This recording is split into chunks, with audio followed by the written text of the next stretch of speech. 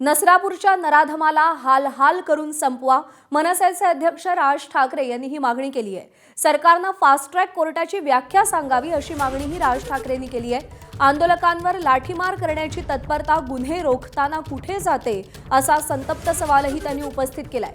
महाराष्ट्राचं लक्ष विचलित झालंय असं देखील राज ठाकरे म्हणालेत। महाराष्ट्रात कोणाचाच कोणाला धाक उरलेला नाही, सत्ता मिळवणं ती गाजवण्याचा भस्मासूर धुमाकूळ घातला जातोय असं राज ठाकरे म्हणालेत। वाईट प्रवृत्तीवरची दहशत नियंत्रण नाहीसं झालंय असं देखील त्यांनी म्हटलेलं आहे।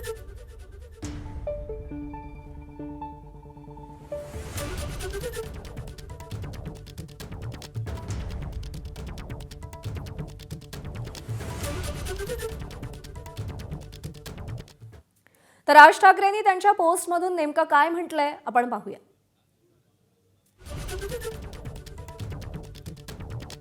नसरापूरमधल्या घटनेनं शब्दशः मनाचा थरकाप उडाला आणि भयानक चीड आली।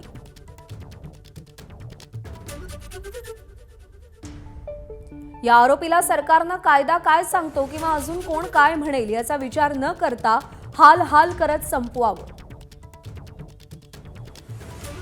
सरकारने फास्ट ट्रॅकची व्याख्याही सांगावी, कारण अशा घटना घडल्यानंतरच सरकारला जाग येते।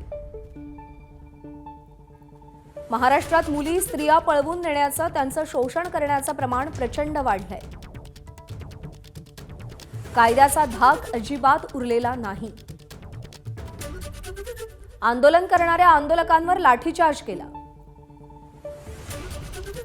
ही तत्परता स्त्रियांचं मुलींचं शोषण करणाऱ्यांच्या विरोधात सरकार का दाखवत नाही? महाराष्ट्राचं लक्ष्य विचलित झालंय आणि कोणाचाच कोणाला धाक उरलेला नाही। सत्ता मिळवणं ती गाजवणं याचा एक भस्मासूर जो वरपासून खालपर्यंत धुमाकूळ घालायला लागलाय, त्यानं महाराष्ट्र पूर्ण विस्कटायला लागलाय।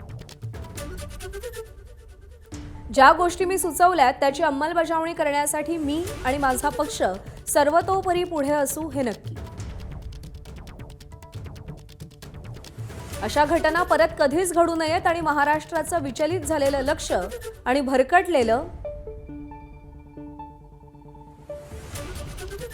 लक्ष पुन्हा ताळ्यावर आणण्यासाठी जे काही करावं लागेल ते सरकारनं तातडीनं करावं।